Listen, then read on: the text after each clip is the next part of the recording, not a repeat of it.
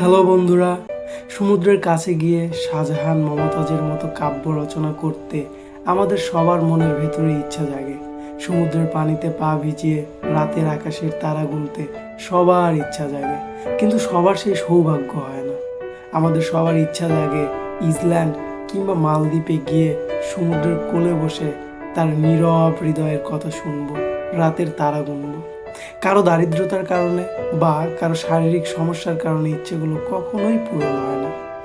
মনের ভেতর লুকিয়ে রাখা ইচ্ছেগুলো যদি রুমে বসেই পূরণ হয় তাহলে কেমন হয়? চলো দেখেই নেই সমুদ্রের রাতের আকাশের তারা। ইসল্যান্ডের রাতের সমুদ্র পুরো নীল রং ধারণ করে এবং সমুদ্রের পানি নানান রঙের ঝড় তোলে। এটা কোনো ম্যাজিক নয়, এটা সমুদ্রে থাকা স্টেট ফিশের নড়াচড়ায় পানির মাঝে ঢেউ খেলে এবং চাঁদের আলো পড়ায় মাছের রং পরিবর্তন হতে থাকে।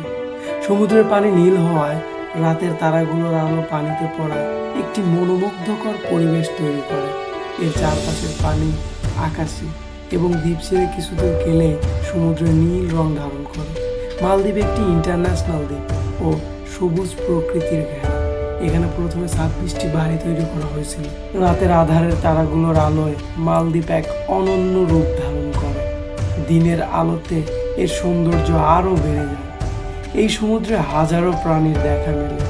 রাতে সমুদ্রের দৃশ্য দেখলে মনে হয় একটি কাল্পনিক দৃশ্য।